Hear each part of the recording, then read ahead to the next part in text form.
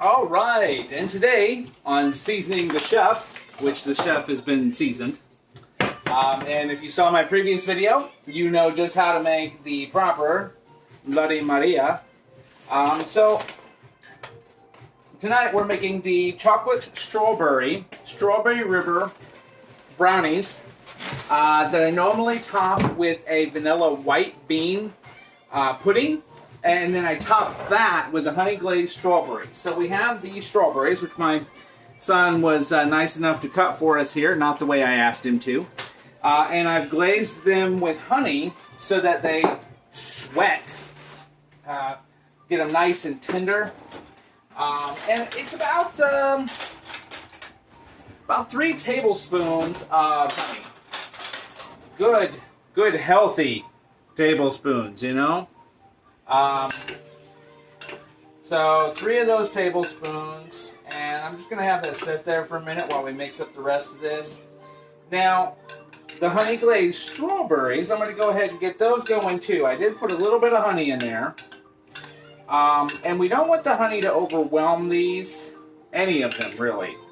The goal is really just to use the honey as a sweetener, because when you're making brownies this way, where we use an unsweetened cocoa, a lot of times it calls for more sugar. And of course I like to use just a pure sugar if I can. Of course I've got a pant load of the standard bleached sugar that I'm trying to work through. So what we'll want in this, and I'll give you the ingredients, is we're going to want a cup of butter. We're going to want to make sure it's melted. Don't be using no margarine, okay? When we season the chef here, we don't use none of that fake BS. We use the real deal. Season that chef. So, I got our butter here. Now, I use the salted sweet cream, always. I usually keep some unsalted sweet cream butter, but even in a recipe that calls for unsalted, I'm just taking out a little bit of salt of what I'm adding, because the salted butter is just so much better. So we need a whole cup of the butter, so a full block, not the massive, half-pound block or pound block. We want 3 cups of white sugar, and here's where we shortchange it. We're using 2 cups of white sugar because we'll be using, and this is my smaller recipe, a pound of strawberries glazed with honey. Now, of course, I've pre-glazed this with about 3 tablespoons. We're going to do about another 3 tablespoons because we need to make up that sugar.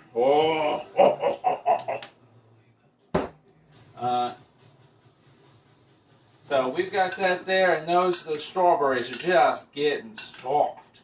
So it's okay to do this a bit early. If you even want to do this a day in advance, I can tell you, don't do it with the strawberries that are going in the mix. If you want to do it a day in advance for the honey glazed strawberries that are going on top, we need those to stay a little firm. And we don't use a lot of the honey on there. Otherwise, something happens, the chemical reaction with the sugar, and they get a little sloppy. They definitely get limp and lose a certain amount of that firmness, and we want those to be a little firm.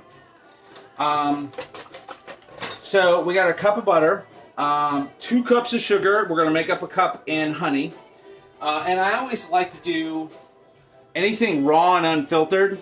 If you get it, you can get the ones with a little honeycomb in there, which they put in afterwards. I hate to get pasteurized honey. Pasteurized, and they take out all of the pollen and all the miscellaneous stuff that bees bring into the honey. And I like all of that. I'll also tell you, stay away from clover honey. Clover honey it's got a flavor to it. If you can choose a wildflower honey or anything over clover honey. If it says clover honey, just step on. Just ignore that stuff, because I'm telling you, clovers are great if you're eating them, you're using them in a skillet mix, tossing them in a salad. They add a nice little sweet tart to them, but I don't want clover honey. It's got that flavor, and it's too much. For me, it's like when you put 3 stalks of celery and a soup. What is wrong with you? It's now celery soup. So we got our sugar. We're going to want about a tablespoon of vanilla. Don't get that synthetic garbage. Pure vanilla extract here, okay? We don't want no... We don't need any synthetics. No, we're not cooking that way. I love you, and you should love you too, more than that. We're going to want 4 eggs. I like to use the jumbo or the extra large eggs. And we're going to want to whip them bad boys up.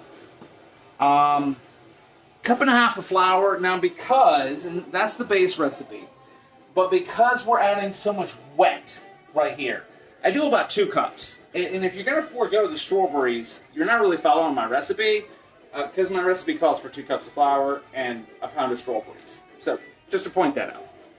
Now we're going to do that 1 cup of the unsweetened cocoa. And I just because of all the stuff that's going on with cocoa, whenever you buy cocoa, I always say buy 2 or 3 of them.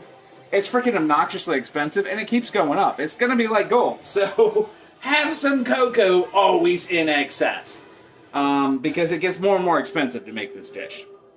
You think a cup's not a lot, but there's only like 3 cups in that whole thing, and it's like $8. It's flipping obnoxious. And then we're going to want a teaspoon of salt. I always like to use an iodine-based salt. I mean, I use the Himalayan salt if I'm doing something in my eggs. My little shaker here is my pink Himalayan salt. That's like always on my eggs and whatever's going on in my skillet. But if I'm like cooking or baking, I'm doing something serious, you want to make sure you're using the other stuff, because what you're not getting in your salt is iodine. It's good for you, because you ain't getting it in anything else. Flour, which used to be used for bread, if you used, I forget what it was, but you had to use iodine salt when you were making bread. It's like a law. So what they did is they stopped using salt and they started using brominated flour. So they're like, why are we going to pay for iodine-based salt when we can use something else and just forego the salt instead to get that rise out of our bread? Skip the salt and go with brominated flour. It'll save us money, and we can bypass this. It can completely skip that. So if you find bread that has actual salt, it's actually iodine-based salt as opposed to brominated flour. A little bit of factoid there for you. Now, a lot of the recipes will call for baking soda. Now, if you want to make these a little less dense, and you want your fudge brownies to be a little bit more cakey, then you can add about a teaspoon or 2 of baking soda, and it will help make your brownies a bit more cakey as opposed to fudgy. So we're going to go ahead, we're going to take the egg here, which I've whipped up, these 4 massive eggs. We're going to go ahead and put in our butter, which I've let cool. You want to have it melted, but you don't want to put it in hot because it'll actually start to cook your egg. A lot of times recipes don't point that out, but if you're adding really hot butter that you just freaking melted, this stuff will cook your eggs. You know, you hit that 120 degree mark, and you're going to start cooking egg. And we just don't want to do that. We're going to go ahead and toss that salt in there. Boom! And there's certain ingredients I just won't measure. As a matter of fact, the salt, I didn't really measure that. I just poured that in there to make it look good. So, a little extra. Now, if you want, you can cheat, and I recommend this because I've done it before using a vanilla liqueur. I love the smell of the vanilla. Now, as opposed to, if you want to do some vanilla and then maybe scrape in some, or shave in, or powder it with some vanilla shavings from the stalks, that might be interesting. I've not done it. Now, I'm not going to add this yet, even though I want to. Go ahead and toss in my flour and my sugar. Now I'm going to put the sugar in first, and the reason I'm going to do that is I want to start creating the mixture and having the salt mix in first before I add the cocoa and the flour. The reason is, if I can mix this up and have that the sugar absorb a bit more and start to dissolve in the eggs and butter, what'll happen, and it should, it'll be a chemical reaction. It will create that nice crumbly skin on top of the brownies. Now, normally I don't care, but you know, I've been cooking long enough. I like the way things look, and this is one of my favorite dishes for serving, because when you put that vanilla white bean, or the white chocolate vanilla bean, I think you say it the right way, the white chocolate vanilla bean pudding on top, and then you glaze it or top it with the honey glazed strawberries. Oh my God, it looks so beautiful as the strawberries are just coming down in the glaze. It's coming down off of that, and it's got this nice sheen, and it looks so good, and your mouth is watering, and you're looking at it, and you're having that oral orgasm already. It's like, you are so ready to stick that puppy in your mouth. Just wrap your mouth right around all that juicy goodness. All right, so we've got a nice, good mixture. God, let me even remotely put this right. So that sugar is pretty well dissolved, and then we still got a bunch of it that's not, but a whole pat load of it's dissolved, as it were. So we can go ahead and put the flour in there. Now, like a lot of recipes will tell you to sift your flour and your cocoa together. That helps create a good blend. And I mean, that's good, I guess, because a lot of people are going to be using the machine. You know, you're going to be full on slacker mode. And to be honest, had I had a machine, because I had room, and I had a machine at one point, I have no idea where the hell it is. I would probably be using a machine too, but there is something to watching the mixture and making sure that you can get it in there even as you go, as opposed to letting it all kind of paste together. But as I mix this together and get this all over my stove, which I have to clean every freaking day, or every time I clean, because I'm a messy cook, there's something tactile about this, watching all those ingredients come together and smell it as it changes. And it turns into like a pudding. You can watch the whole process, and it gets harder and harder to stir, and your arm gets freaking tired, and you're like, oh my God, it's going to fall off. And like right now, it's getting ridiculous. I'll have to do some Mr. Miyagi training here, you know. Wax on. Wax off. Season the chef. Mr. Miyagi was missing some serious shit when he was telling Danielson how to wax that car. You know, some wax in that tasty, delicious goodness. Now it's getting ridiculous to stir this thing because we don't have that salt really dying. So there's our pound of strawberries. Woohoo! I'm not using that.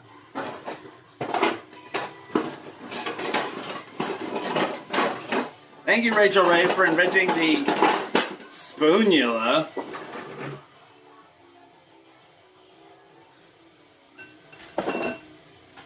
All right. All right. Now it's getting a little wet again, and we can see the strawberries and the mix here coming together.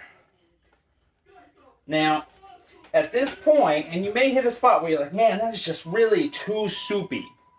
Feel free, and this is when you need to get a little creative. And it takes a little bit of practice.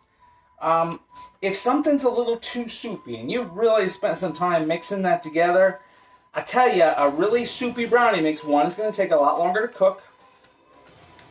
You're going to have to be careful because the bottom can burn, and the rest of it will just not cook right. If it's too soupy and you don't want to add more flour, okay, which I completely understand, feel free to add a bit of baking soda.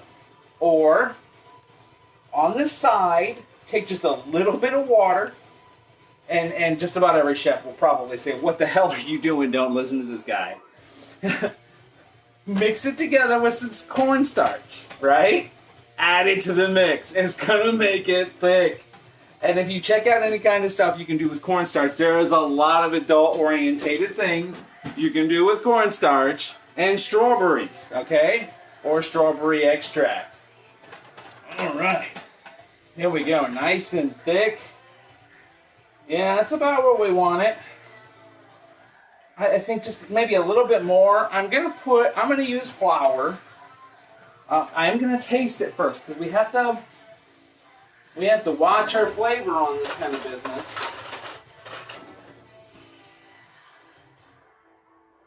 Maybe, yeah.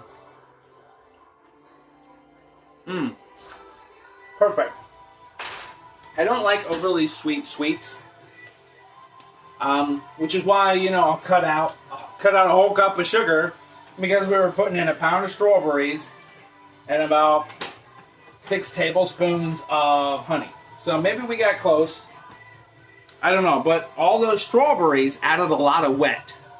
So depending on your strawberries, how ripe they are, how juicy they are, it's going to change a lot to this. So I can't give you anything exact, mostly because I use a baseline for this recipe, and every time it kind of changes depending on what I want to do with it. I'll look at something, or maybe I've been looking at somebody's recipes on something. I'm like, you know what? I want to try that as the base, but this is my standard here.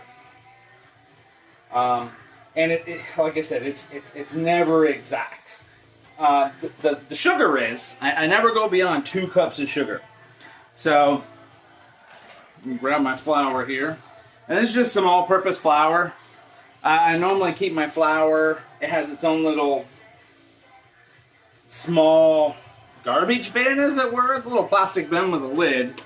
Then I keep my flour and cornmeal. And I got one for my rice as well. So I added maybe half a cup of flour. Oh wait, people are saying stuff. You were close watching. No special ingredients. If it were legal, the butter would be superhero butter. And if and we make it legal, I will show how to make this and how to properly gauge so that you don't freak anybody out, because I've been there. You make some infused ingredients with when I lived in Washington. I made this very recipe, which is where I came up with it, and I used superhero butter, and I call it that because it's bright neon green, right? If it's really dark green, it can mean a couple of things. It could have like a lot of impurities and maybe burnt stalk or just some garbage in it. But if it's got a nice deep rich green color to your butter, from using your Mr. Magic butter, yeah, we're good. Then what happens is you use that for your mixture and your base, right? And when you do your brownies, before you cut the rest of it, you do 1 strip down the side, and you start off small, and then you double it, then you double the sides again, then you double the sides again. And a lot of people don't know this, but when you're making your edibles, it takes 45 minutes, on average, for that to process through your system and hit you. So you start off, once you've got some experience, you're like, okay, well, based on the type of butter I'm using, because I've used it before, I know that I need at least this much. So, you do your starter piece. After 45 minutes, depending on what you're feeling, you'd be like, okay, so we need to step that up, and this is the actual size of the brownie. You keep doing the step up, and you wait 45 minutes until you get your size.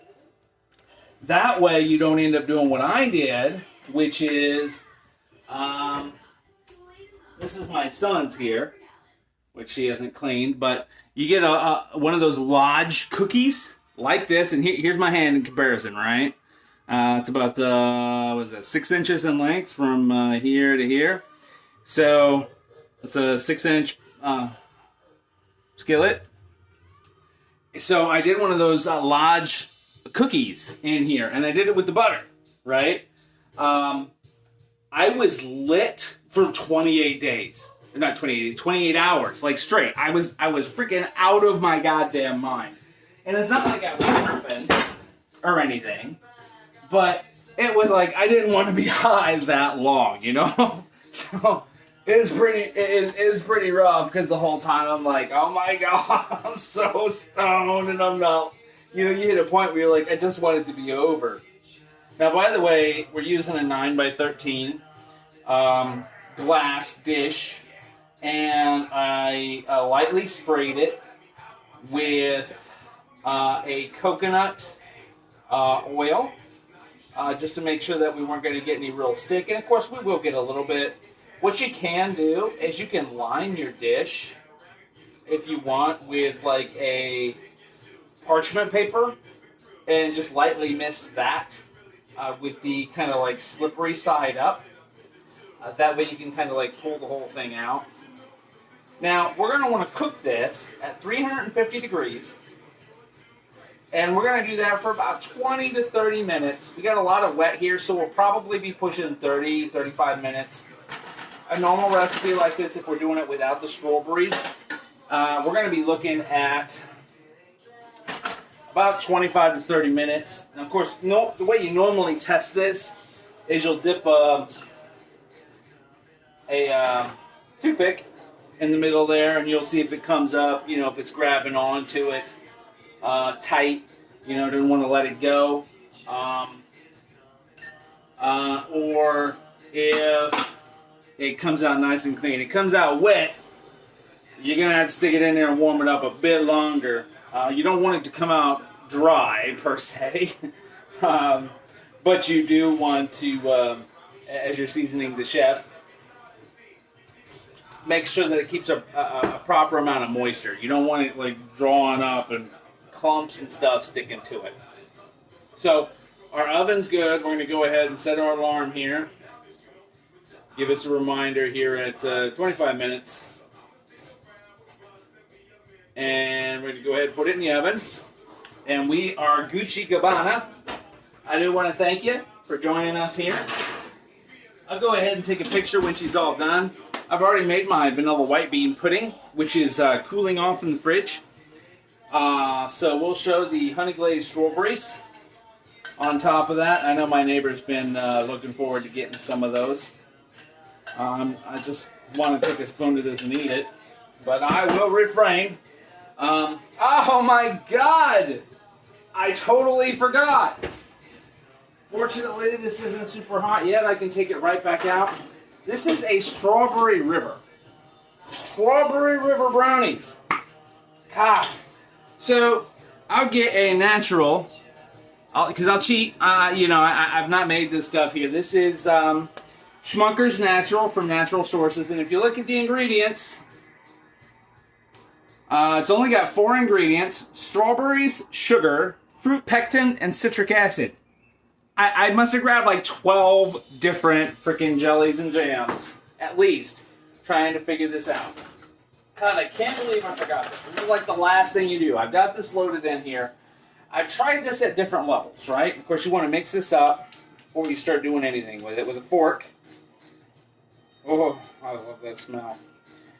And of course, this is strawberry, so it's got chunks of strawberry in there. You know, that is delicious. Deliciousness. Nom, nom, nom, nom. Okay, so this is what it's all about here. So there are two ways that I've done this before. You can cook this for about 10 to 15 minutes, right? Make sure that it cooks nice and good on the bottom, and you can do your river through your brownies. You know, any way you want. You can do some lightning, you can do whatever kind of design you're looking for. But it's got to be kind of thick.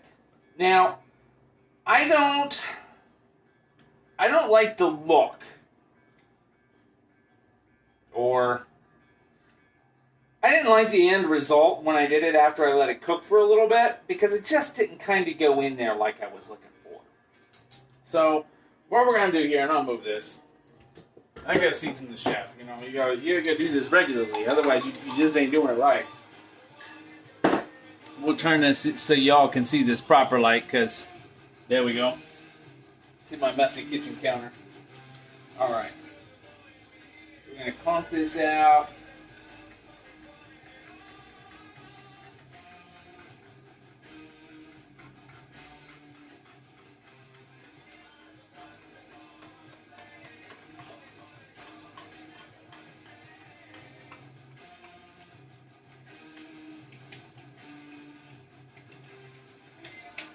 Now what I'm doing is I'm trying to prevent it from coming out in any kind of big clumps by really going at this thing and mixing it up here and rotating this, trying to keep it coming out more smooth as I do this. Now if I was doing some, you know, serious Ramsay shit, maybe I would be a bit better and I would make my own homemade jelly and have it done, but truth be told, I've not done that with my bread machine, and my dad's not giving me any of my grandma's recipes on how we've done that stuff the Bush way. And if I'm gonna do it, you know, I'm gonna keep that special recipe, but I'm not gonna share that with the world. I just have to show y'all how it come out. Now,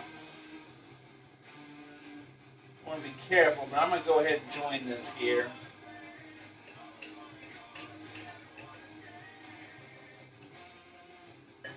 Go. And I like to keep it off the edges. It doesn't work out well. The jelly, the jam, whatever you're using, it just doesn't work good. Get too much of it on the edges. And there's sometimes I can't talk and man that fork.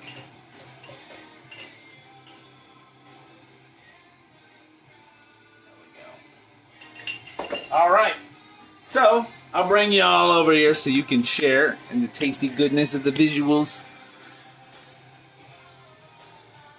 Look at that. Look at what we got here. Hopefully, oh, there we go. Look at that. Delicious goodness.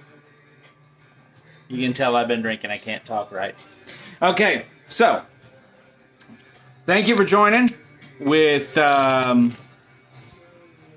joining us here with Seasoning the Chef. I'll go ahead and get this published to my YouTube, but we'll have these out, get some pictures on the Facebook in about 25 minutes, which I'll need to readjust. And I hope you get out there and have some good cooking and enjoy the recipe yourself. Stay safe.